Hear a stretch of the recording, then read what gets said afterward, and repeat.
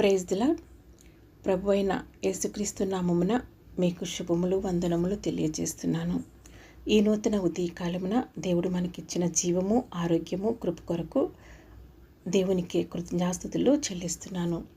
ఈరోజు వాగ్దాన వాక్యము యాకోబు వ్రాసిన పత్రిక 5వ అధ్యాయము 16వ వచనం.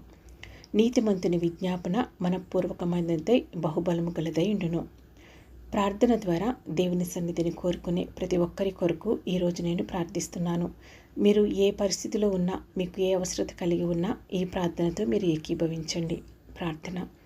పరిశుద్ధుడు అయిన మా పరలోకపు తండ్రి, నీతిమంతుని విజ్ఞాపన హృదయపూర్వకమైనదై అది బహుబలము గలదై ఉండునని మీరు మాకు ఇచ్చిన ఈ వాక్యమును బట్టి మా హృదయపూర్తిగా మిమ్మల్ని ప్రార్థిస్తున్నాను. మా ప్రార్థన విజ్ఞాపనలను మీరు ఆలకించి జవాబును దయచేయండి. తండ్రి, క్రీస్తు యేసు ప్రభు చిందించిన పరిశుద్ధమైన రక్తంతో సంపాదించుకున్న ప్రతి సంఘం కొరకు ప్రార్థిస్తున్నాను.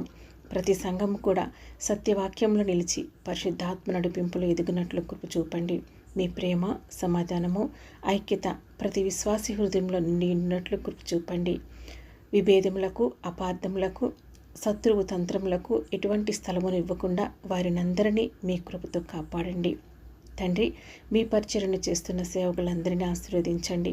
వాక్యమును ప్రకటించుచున్న ప్రతి దైవజనునికి ఆత్మీయ అభిషేకమును దినదినము నూతనంగా మీరు అనుగ్రహించండి. వారు ప్రకటించే ప్రతి సందేశము కూడా ఆత్మలను క్రీస్తు వైపుకు నడిపించున్నట్లుగా ఉండేదిగా మీరు ఉంచండి. శారీరకముగా, మానసికంగా, ఆత్మీయంగా వారిని బలపరచండి. వారి కుటుంబాలను కాపాడి వారి అవసరములన్నింటినీ మీ మహిమైశ్వర్యం చొప్పున తీర్చండి. ప్రభువా, ప్రతి విశ్వాసిని మీ కృపలో స్థిరపరచండి. వారు వాక్యమును వినేవారిగా, చదివేవారిగా అనే కాక ఆచరించేవారిగా కూడా ఉండినట్లు వారిని బలపరచండి. పరిశుద్ధతను ప్రేమించి ప్రార్థనలో మెలకువగా ఉండి ప్రభువైన యేసుక్రీస్తు మహిమగల రాకడకు సిద్ధపడినట్లు కృప చూపండి. దేవా, కుటుంబాలలో సంబంధాలను బాగు చేయండి.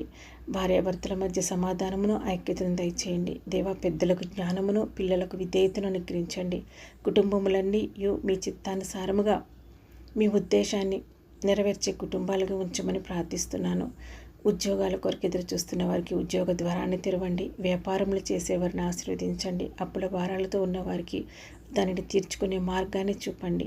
ప్రతి కుటుంబమునకు దైనందిన ఆహారము, అవసరమైన వనరుల సమకూర్పును మీరు సమృద్ధిగా అనుగ్రహించబెట్టమని ప్రార్థిస్తున్నాను. రోగులను జ్ఞాపకం చేసుకోండి ప్రభువా.